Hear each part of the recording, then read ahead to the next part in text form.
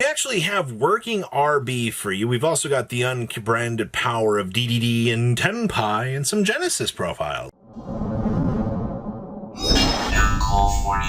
Make sure you guys smash the living crap out of that subscribe button so you guys don't miss out on more Oscar. Alex Monolag, probably the only human being in the world next to another RB player that I know. There's two RB players that I have seen actually doing very, very well with this deck, but it's not very often that we see this deck getting a chance to, you know, kind of do its thing. It's become a strategy that aims to basically shatter your opponent's expectations, basically.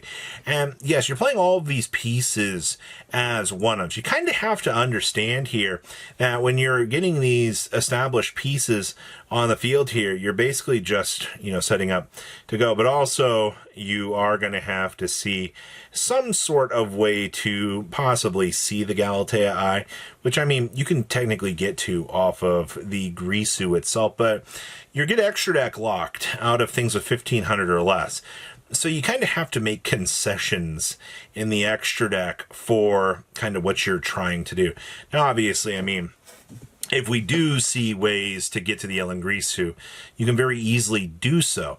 Also do see, we are getting the chance to see Operation Test in the side deck, which is something I didn't expect to see, but also the Shepherd's Crook actually showing up and actually being a good card is kind of insane. Of course, maximizing on both of these extra deck pieces is really good.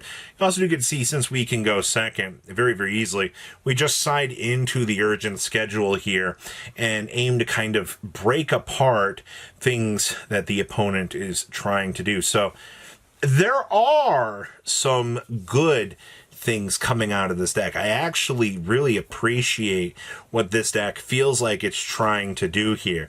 You know, it's RB, man. It's actually making the TCG exclusives look fun again. We also have D's nuts. The fact that there have been a lot of silence about this deck. You know, when this deck landed in the OCG, it was one of the more popular rogue style of choices that players are trying to have. Now, this build's not testing out, you know, kind of the craziness that, you know, you'd be seeing with like people trying out like the Pyres map and things like that to try to get the extra pieces. No, we're just straight maximizing and trying to keep the deck as consistent as possible. You do see, yeah, we are playing 44 cards. And yeah, because you're playing 44, it is going to be a little bit annoying. But I mean, you want to be playing these impulses. Like, I actually think you would be crazy to not want to have some of the most consistent pieces of what your deck is supposed to do. Now, interestingly enough, we are side decking the Dimensional King Crisis. The fact that we don't want to have access to this until post side decking means that, you know, this deck is going to be setting up its initial board, is going to be doing your thing, but also we're also not cheesing it with the heavy polymerization, which I will tell you, I did like the heavy polys when they were showing up. It did feel incredibly broken to just see, you know, heavy poly coming down and effectively, you know, breaking apart strategies. It was good. I really did appreciate that. We've also got some going second options in here, which I think are very, very good tools. This deck does a wonderful job at trying to clean up problem scenarios. And, you know, it builds its board, tells your opponent, get good. You know, you've even got Drolls in here. Interestingly enough, they only could fit in 2 Fuas, but I guess it's kind of your trade-off, right? Like, you just need to have good cards, and we got to cut something for something a little bit better. Do what you got to do, right? Next up, we have Regnesis with Tenpai. Now, you want to talk about a deck that is just gonna kind of explode and try to ruin the opponent's day. This is the deck, man. This is gonna be the deck that just tears through the opponent and sets up its big OTK boards. And that's kind of a crazy little scenario to think about here.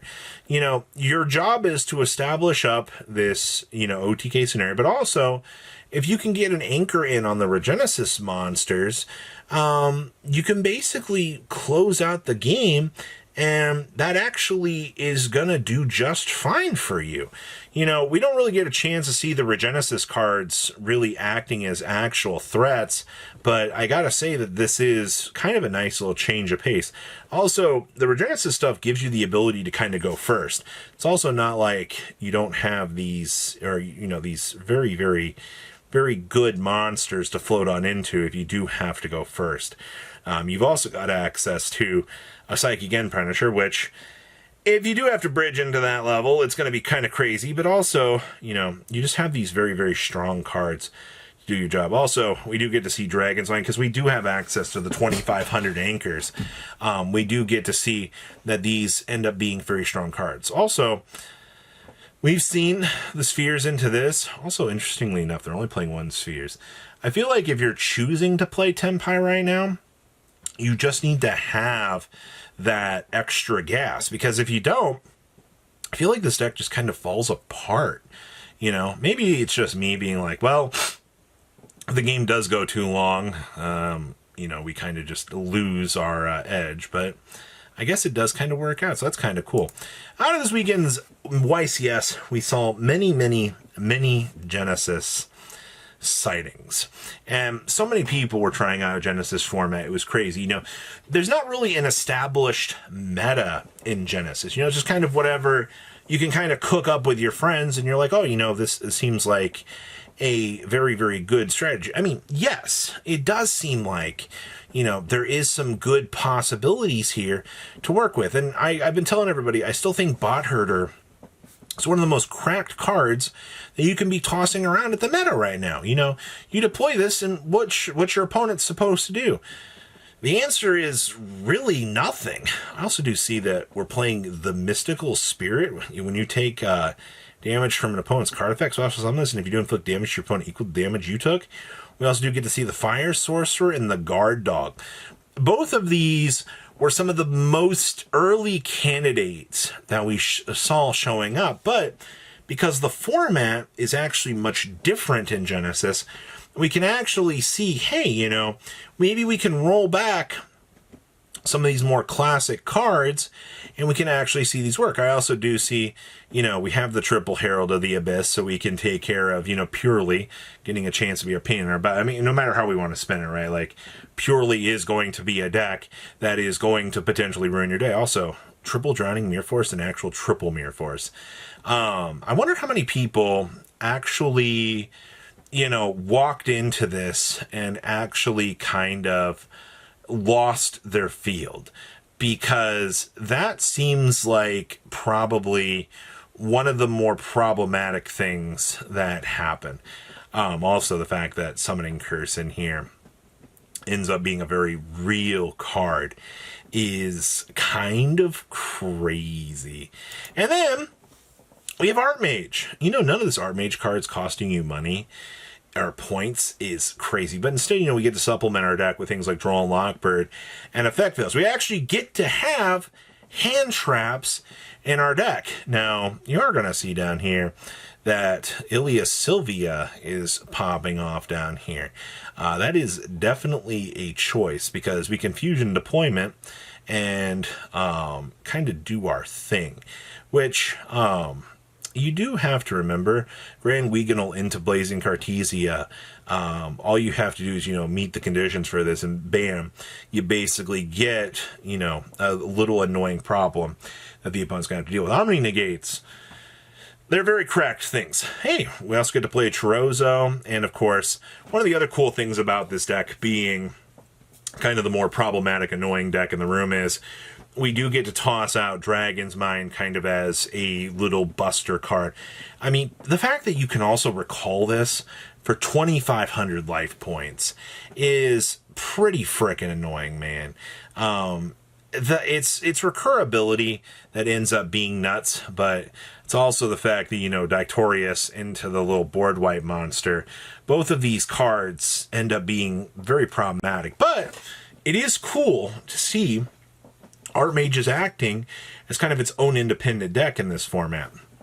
That's a win in my personal opinion. So, what do you guys think about all these cool decks and, you know, showcases? Please, comment down below. Tell me what you guys think. I'll see your beautiful faces back. You learned it, guys. Patrons, thank you.